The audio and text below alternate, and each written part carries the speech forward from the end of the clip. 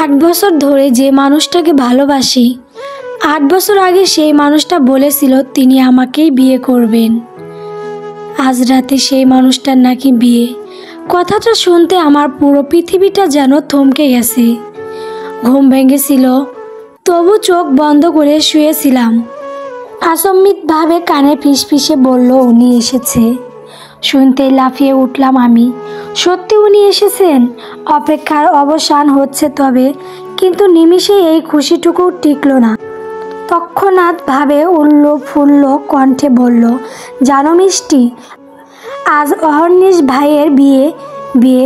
কথাটা যেন কিছুতেই বিশ্বাস হবে না। ভাবিকে আবার জিজ্ঞেস করলাম। ভাবি বলল, আজ রাতে ঘরোয়াভাবে বিয়ে।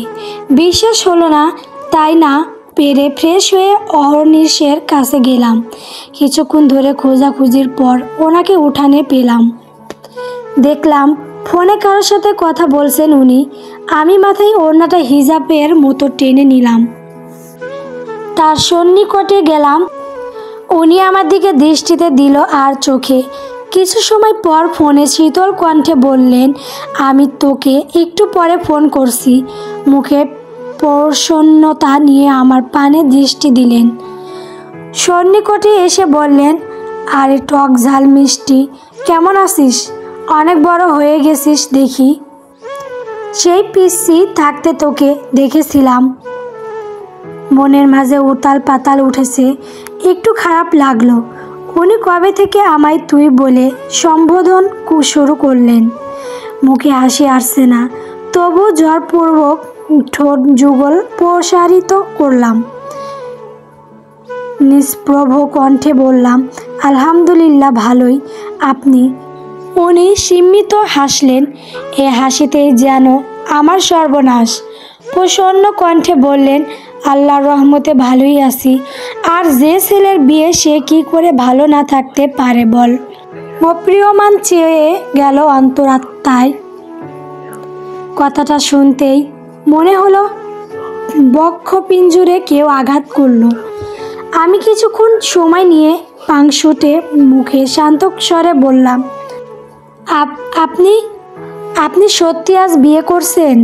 উনি ঠোঁট কামড়ে লাজুক হাসলেন, বললেন, হ্যাঁ, কি আর করব বল, দিন দিন বুড়ো হয়ে যাচ্ছি।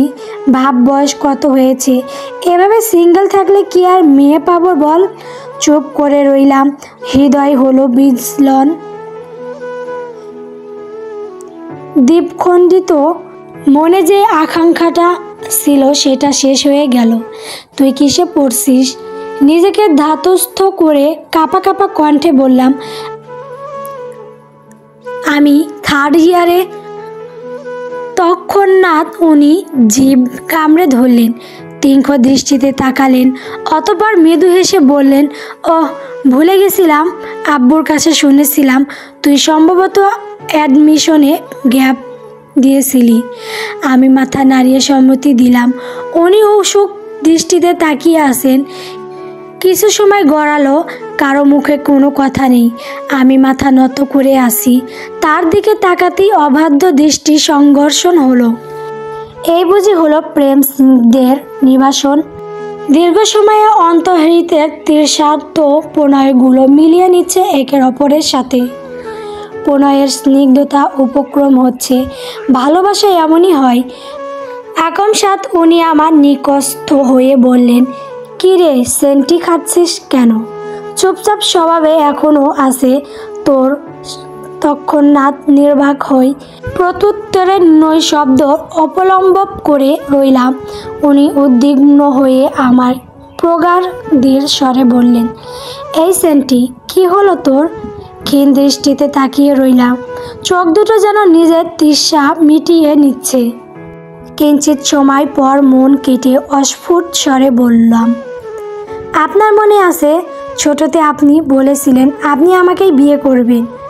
উনি ব্রু যুগল কুঞ্চিত করে তাকালেন, এরপর হাসতে শুরু করলেন। অনেকক্ষণ হাসলেন, অতঃপর থেমে বললেন, ওহ, ভালো একটা কথা মনে করে দিলি ঝুম বৃষ্টি। তুই তো তখন পিচ্চি একটা মেয়ে ছিলি। তোকে খেপাতে আমার খুব মজা লাগতো। মনে আছে তুই কিভাবে রেগে যেতিস? ঢোক গিললাম, বুকের স্পন্দন তীব্র হলো, শ্বাস প্রশ্বাস বেড়ে যাচ্ছে, চোখের পাতা অঞ্চল।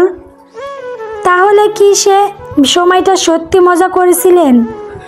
আমি ছোট ছিলাম বলে নিজেকে ধাতস্থ করে কম্পায়ন কণ্ঠে বললাম, মানে মানে আপনি আপনি আমার সাথে সত্যি মজা করেছিলেন? তৎক্ষণাৎ ওনার হাসি থেমে গেল। তীক্ষ্ণ দৃষ্টি তাকালেন, স্থির প্রগাঢ় দৃঢ় তার ভরপুর ললাটের সূক্ষ্ম ভাঁজ পড়ল, প্রগাঢ় গম্ভীর্যতা ঢেলে বললেন, তা নয় তো কি?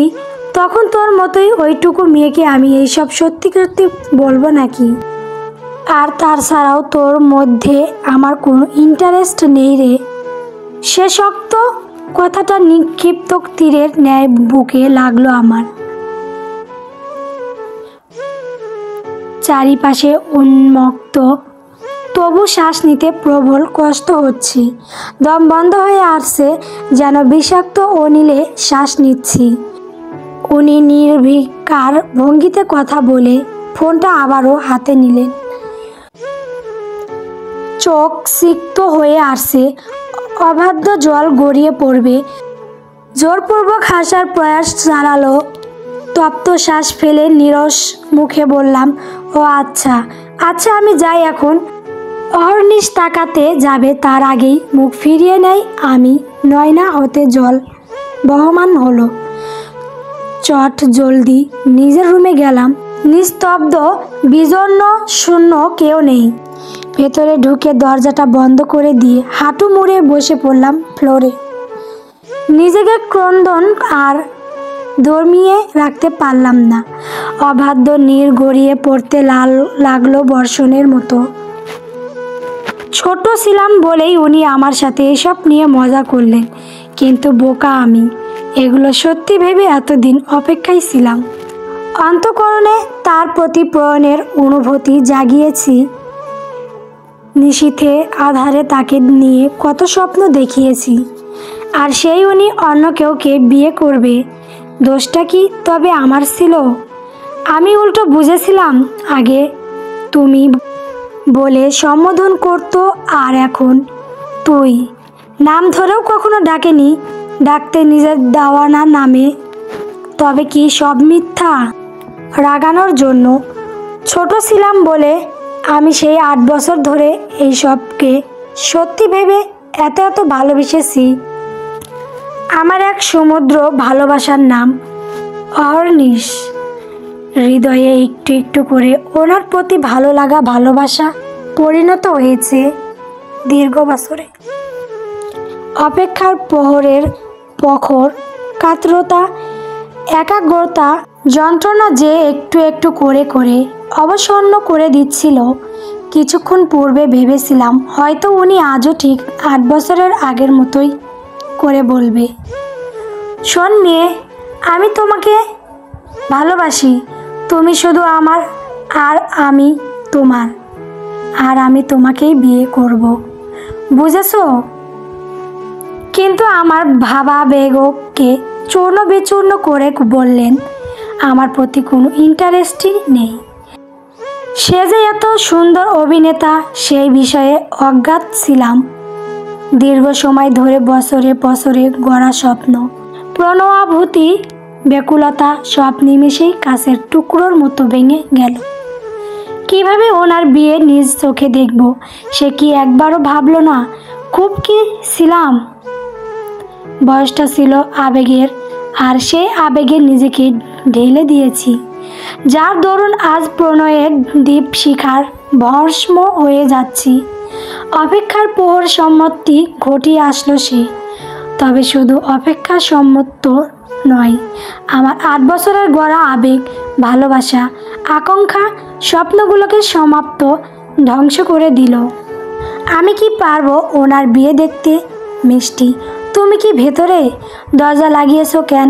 তৎক্ষণাৎ আচমকা কানে ভাবির কণ্ঠস্বর শুনতেই উঠে দাঁড়িয়ে যায়। নিজেকে ধাতস্থ করার প্রয়াস চালায়। চট জলদি স্নিগ্ধ চোখ দুটো মুছে ফেলি। একটু সময় নিয়ে দরজাটা খুলে শান্ত শীতল ভাবে বললাম, আসলে ভাবি জামার ভেতর পোকা ঢুকেছিল, সেটা বের করতেছিলাম, তাই দরজা লাগিয়েছিলাম। শান্ত কণ্ঠ, কিন্তু বোঝাই যাচ্ছে যে বিষাদ লেগে আছে। কিছুটা কাঁপছিল। ভাবিকে অবলোকন করতেই দৃষ্টি গেল তার হাতের দিকে। কয়েকটা ব্যাগ নিয়ে এসেছে। হাতের দিকে ইশারা করে জিজ্ঞাসা করলাম, এইগুলোতে কি ভাবি? তৎক্ষণাৎ ভাবির মুখ প্রফুল্ল হয়ে উঠল। ভেতরে প্রবেশ করে পুলকিত হয়ে বলল, এইগুলো আমাদের ড্রেস। ততস্থ হতবিহ্বল হলাম। বিস্ময় স্বরে বললাম, কিসের ড্রেস? ভাবি ব্যাগগুলো থেকে জিনিসপত্রগুলো বের করতে করতে হাসি মুখে বললেন, আরে মিষ্টি, আজ হঠাৎ অহর্নিশ ভাইয়ের ঘরোয়াভাবে বিয়ে। আমরা তো আলাদা করে আর শপিং করার সময় পেলাম না, তাই উনি আমাদের সব শপিং করে দিয়েছেন। দেখো, বুকটা যেন ধক করে উঠল। বিষাদ ছুঁয়ে চলছে নিকষ তিমিরে, যেন ডুবে যাচ্ছি। অস্ত্র বাড়ি আবারও এসেছে অক্ষিপথে। পলক ফেলে কোনো মতে সামনে নিলাম নিজেকে। দীর্ঘশ্বাস বেরিয়ে আসলাম, যে শ্বাসে এক ব্যর্থ প্রেমিকার আর্তনাদ কষ্ট জুড়ে রয়েছে। ছোট্ট করে ভাবিকে উত্তর দিলাম। ভাবি আমার সামনে একটা গোলাপি রঙের গাউনটা বের করলো। গোলাপি প্রিয় রং আমার, অধিকাংশ জিনিস জামা গোলাপি রঙের। দেখো কি সুন্দর, প্রফুল্ল হয়ে বলল ভাবি। নিষ্প্রভ দৃষ্টিতে তাকিয়ে রইলাম। তৎক্ষণাৎ প্রিয় মানুষটির কণ্ঠস্বর এলো কানে, রং ঝাড় দিয়ে উঠল যেন। ওটা পিচ্ছিকে দিয়েন ভাবি। সম্মুখে তাকাতে দেখলাম অহর্নিশ ভাই আমাকে ইশারা করে ভাবিকে বলল। উনি ধীর পদচারণে আসতে লাগলেন। ভাবি ওনার বয়সে ছোট হলেও উনি ভাবি বলে সম্বোধন করলেন। উনি আমার পানে স্মিত হেসে বললেন, এই সেন্টটি তোর না পিঙ্ক কালার ফেভারিট, তাই ওটা তোর জন্য নিয়েছি। তার দিকে তাকিয়ে আসি। অহর্নিশ কি শুনতে পাচ্ছে না হৃদয়ের আহাজারি? দেখতে পারছে না আমার চোখে নিজের জন্য ভালোবাসা? উনি শান্ত স্বরে বললেন, কি পছন্দ হয়েছে তো? আমি নিশ্চুপ রইলাম। নীরবতা যেন সঙ্গী হয়েছে। আচমকা উনি আন্দোলিত হয়ে ভাবির দিকে তাকিয়ে বললেন, শোন, তোমরা সুন্দর করে সাজবে। আর ভাবি শোনেন, আমার সেন্টটিকে সুন্দর করে সাজাবে, না হলে এই সেন্টটি যে দেখা যাবে পেতনির মতো সেজেছে। ভাইয়া, আমরাই যদি এত সুন্দর করে সাজি তাহলে সবাই তো আমাদের দেখবে, আপনার বউকে আর দেখবে না। ভাবি টিক্কারি মেরে নিঃসংকোচে ভাবে বললেন। উনি হাসলেন, উজ্জ্বল তৃপ্ত হেসে আওড়ালেন, আমার বউকে শুধু আমি দেখলেই হবে, অন্য কাউকে দেখতে হবে না। হ্যাঁ হ্যাঁ, আপনার বউ তো বিশ্ব সুন্দরী, তাই না? ভাবি কথাটার কানে প্রবেশ করতে মুখ স্মৃতে এক গাম্ভীর্যের আভাস এলো। ধীর দৃষ্টিরাজ ভারী কণ্ঠে বললেন, হ্যাঁ, সে আমার কাছে পৃথিবীর সবচেয়ে সুন্দরী।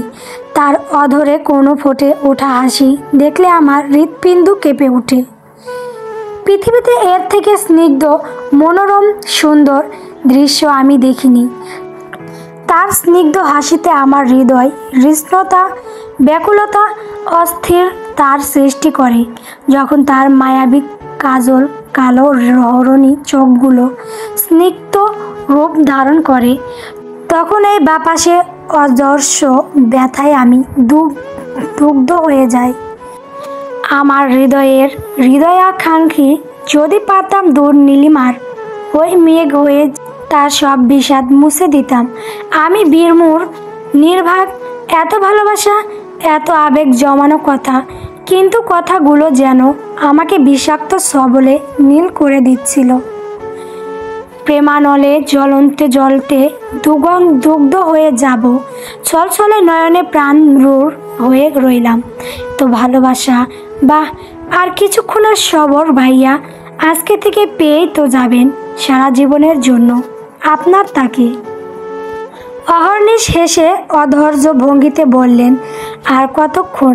উফ, আজকে সময় যাচ্ছে না। না, এখানে থাকা আমার পক্ষে সম্ভব না। কাছাকাছি থাকলে নিশ্চয় বিষাদ প্রণয়ের নিঃশেষ হয়ে যাব। তাড়াতাড়ি করে প্রস্থান হলাম। বাইরে কিছুটা দূরে সবুজের প্রকৃতি এগিয়ে যায়। ব্যথিত মন নিয়ে শূন্য স্থানে বসি। ভেতরটা চিৎকার করে কাঁদতে চাচ্ছে, কিন্তু পারছে না মা। অন্তরাত্মা থেকে বারবার আর্তনাদ করে বলছে, তুমি আমার এক বুক আশ্বাস, আমার না পাওয়া বিরহের দীর্ঘশ্বাস। গল্প সে যে সন্ধ্যা তারা।